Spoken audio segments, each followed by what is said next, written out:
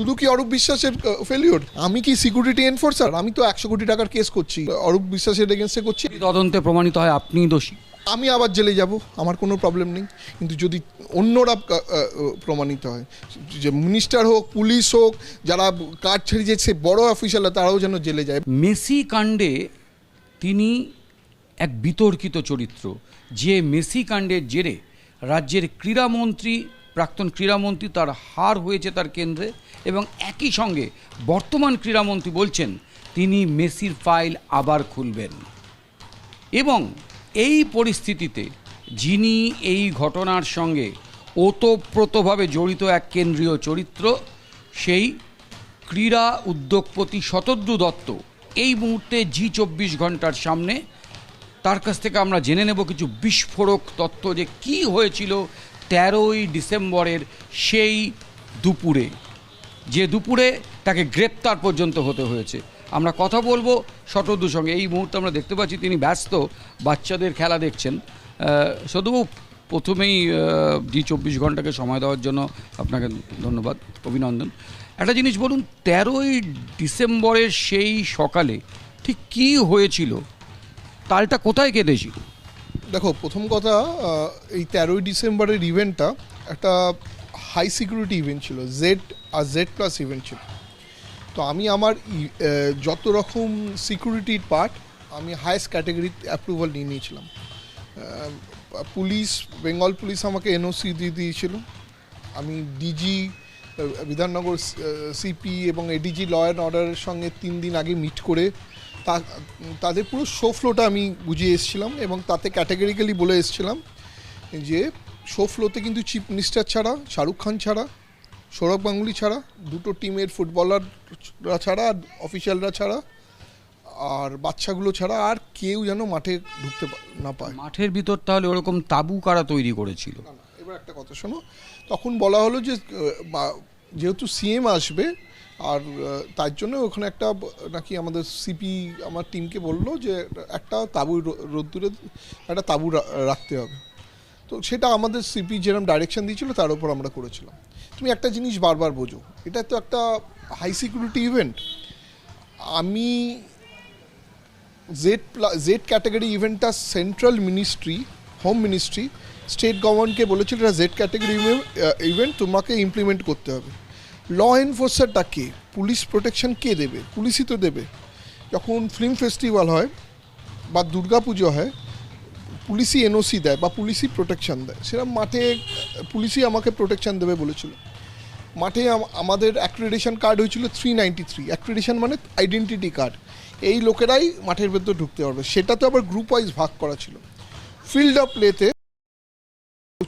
প্লেতে কাউর, আমি তোমাকে যেটা এইখানটাই থামাবো।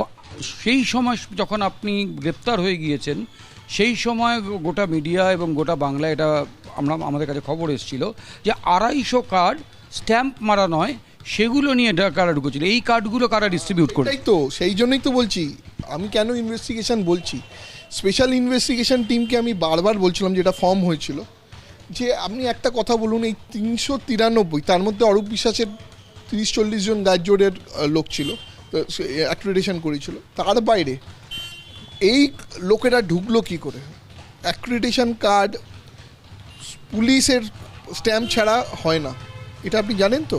অ্যাক্রিডিটেশন কার্ড বানানোর পর পুলিশ অ্যাপ্রুভ করে, ইন্টেলিজেন্স ব্যুরো অ্যাপ্রুভ করে, SB স্পেশাল ব্রাঞ্চ অ্যাপ্রুভ করে, চিফ মিনিস্টার অফিস অ্যাপ্রুভ করে, তারপরেই অ্যাক্রিডিটেশন কার্ড ইস্যু করা হয়েছিল।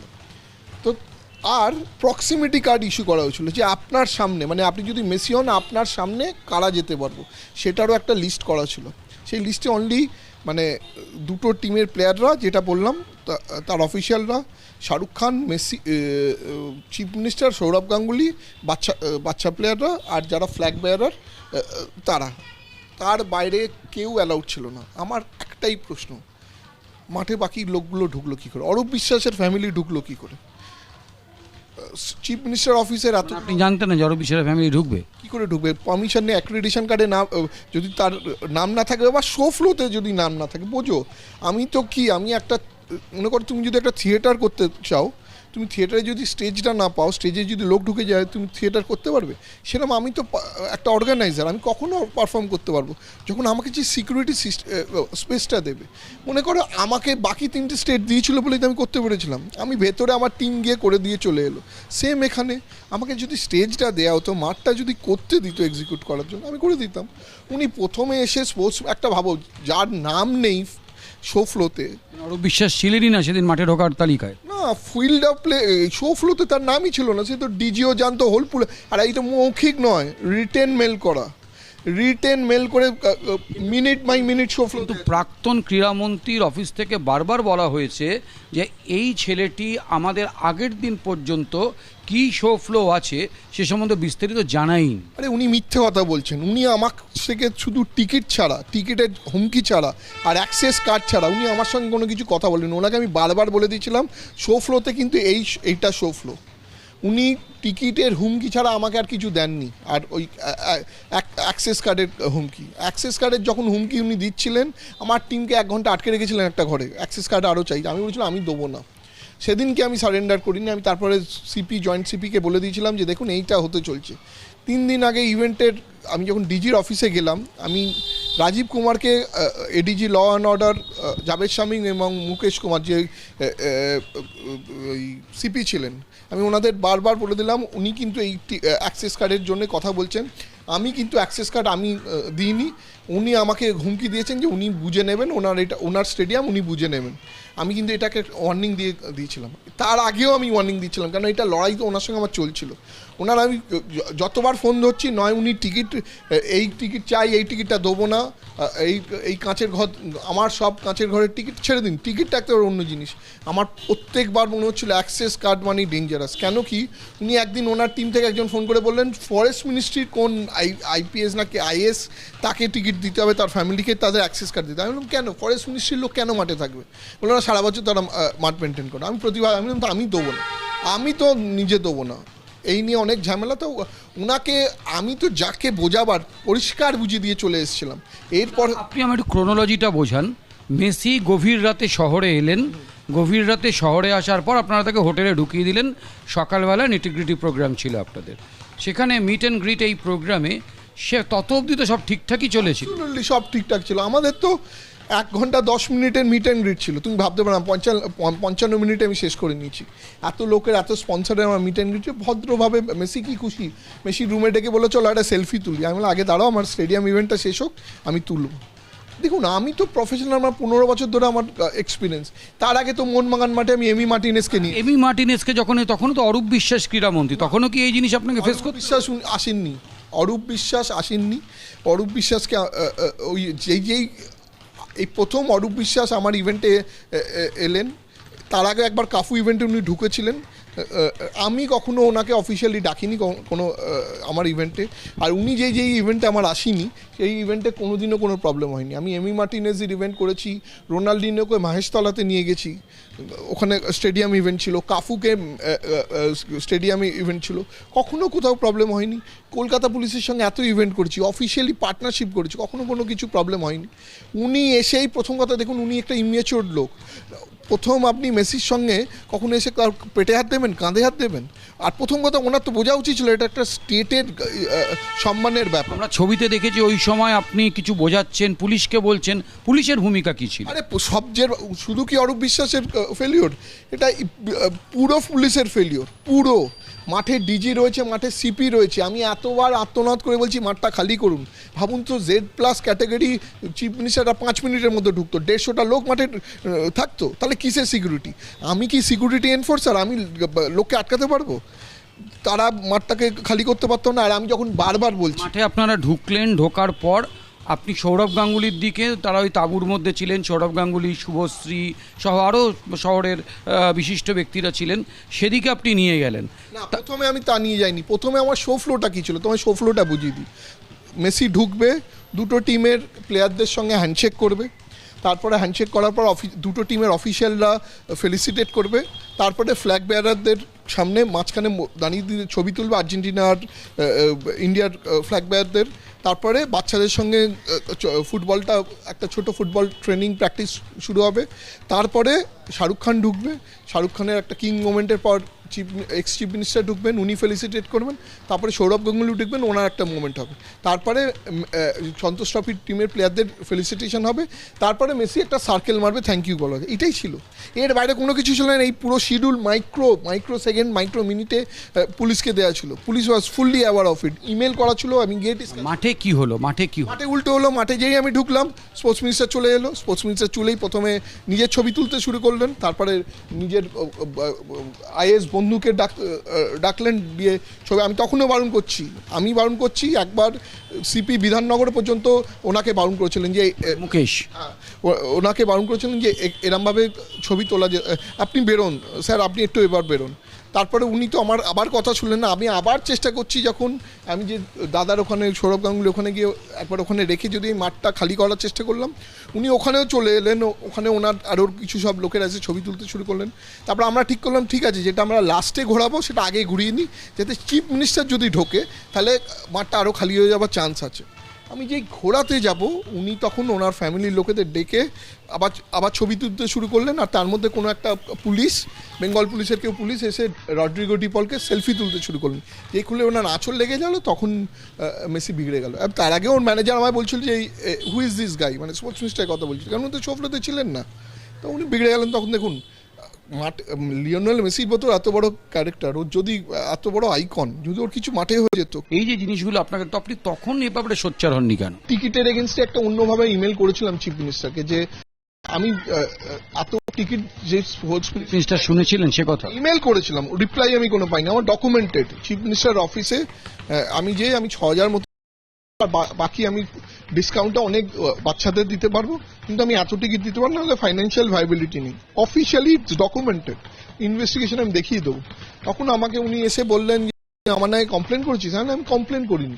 আপনি যা টিকিট চাইছেন আমি টিকিটটা দিলাম, তাহলে আমার ইভেন্টটা করতে পারবো না। প্রথমেই তো আমাকে মেসির টিমরা জিজ্ঞেস করলো, উনি গায়ে হাত দিলেন কি করে, আর এই লোকেরা কি করে এলে, এত মাঠে লোক ঢুকলো কি করে? তার জবাব দিয়ে আমাকে করতে হলো। আমি আর কি বলবো তখন। তারপরে ডিজি এলেন, ডিজি এসে আমাকে বললো, মুচলেকা লেখো, একে অ্যারেস্ট করে নাও। আমি বললাম, আমি কেন? এটা কি যখন আপনার গিয়ে ফ্লাইটে বসে আছেন ভিতরে? হ্যাঁ, তখন উনি ঢোকেননি ওপরে, উনি ট্র্যাকে দাঁড়িয়ে আমাকে বললেন নাকি পুলিশদের ইয়ে দিলে ওকে ইয়ে করে নাও, মুচলেকা লেখাও। আমি বললাম, আমি কি করলাম? আপনার পুলিশ ফেল করলে আর স্পোর্টস মিনিস্টারকে আপনারা বারণ করতে পারলেন না। তো যাই হোক, আপনি জানেন দাদাগিরি তো তখন। যখন এয়ারক্রাফটের ভেতরে মেসির ম্যানেজাররা প্রোটেস্ট করছিল, লুইস সুয়ারেজ, ডিপল, মেসি, ওরাও বলছিল ও কি করেছে। পুরো ভালো করে বললো যে ও তো আমার সিকিউরিটির জন্য করেছে। এত লোক, মিনিস্টারও বারবার করে বলেছিল। তারপর আমাকে মিথ্যে কথা বললো, ওদের জাস্ট ডিটেন করছি, ডিটেন করে আবার পরে ছেড়ে দেবো। যাই হোক, তারপরে তো যা হলো, আমাকে অ্যারেস্ট করলো। আপনি যখন ডিটেন হচ্ছেন বা অ্যারেস্ট হচ্ছেন, সেই সময় কিন্তু ডিআইজি অ্যাডমিনিস্ট্রেশন তিনি কিন্তু বলেছিলেন যে ডিআইজি আইন শৃঙ্খলা তিনি বলেছিলেন যে টিকিটের টাকা ফেরত দেওয়া হবে। এবং আমার আরও একটা প্রশ্ন শরদবাবু আপনার কাছে, যে টিকিটের এই কালোবাজারি কি করে হয়েছিল? দেখুন, টিকিটের কালোবাজারির কথা তো আমি জানি না। আমার 34,535 টিকিট আমি অনলাইনে বিক্রি করেছিলাম, যেটা একদম লেজিটিমেট। আর আমি আমার স্পন্সারদের টিকিট দিয়েছিলাম। বাকি অরূপ বিশ্বাস গাড়ি করে যেরকম হয় ওনার কাছে স্ট্যাম্প গেলে উনি নিয়ে নেন। এবার তার বাইরে কী হয়েছে সেটা তো আমি করতে পারবো না। আমি আমার টিকিট অনলাইনে বিক্রি করেছিলাম। তো এই যে বিভিন্ন মানুষ টিকিটের টাকা ফেরতের আশায় রয়েছেন, এখনও টিকিটের টাকা তারা ফেরত পাননি। এত শিশু যাদের কাছে মেসি আইকন, তারা মাঠে গেছিল, তো তাদের মানে এই যে ক্ষোভ, এটা কি আপনাকে নিজেকে যখন রাত্রিবেলা ঘুমন আপনাকে ধাক্কা দেয় না? না, দেখো, এটা তো সাবজুডিস। আমি তো কোনোভাবে আমার তো কোনো বিফলতার জন্য এটা হয়নি। এটা পুলিশ অ্যাডমিনিস্ট্রেশন আর একজন টাকা কি ফেরাবেন? কিছু তো টাকা তো আপনার কাছে না, এইটা পুরো আমার এই পুরো টাকাটা যেটা ফ্রিজ করেছে, এটা জিএসটি আর টিডিএস এর টাকা। আর এটা সাবজুডিস ম্যাটার। আমি তো 100 কোটি টাকার কেস করছি, কম্পেনসেশন কেস অরূপ বিশ্বাসের এগেন্সে করছি। আর ওই শান্তনু যে উনি ঢুকেছেন, আর যারা ঢুকেছেন। শান্তনু মানে শান্তনু সিনহা বিশ্বাস? শান্তনু সিনহা বিশ্বাস নয়, শান্তনু ওই যে পাওয়ার মিনিস্ট্রির যে লোকটা, আমি জানি না, সে মাঠে এসে ঢুকে ছবি তুলছিল। উনি আরও সিএমওর আরও 2-3 জনকে আমরা আইডেন্টিফাই করেছি। দেখুন, প্রবলেমটা হচ্ছে ভিডিও দেখে তো আইডেন্টিফাই করছি, কিন্তু সবার আগে তো অরূপ বিশ্বাসকে এবং অরূপ বিশ্বাসের ফ্যামিলিতে যারা ঢুকেছিল সবার এগেন্সে আমি ফাইন্যান্সিয়াল কেস করছি। যা টাকা পাবো পুরো দর্শকদের দিয়ে দেবো, আমার কোনো 1 টাকাও দরকার নেই।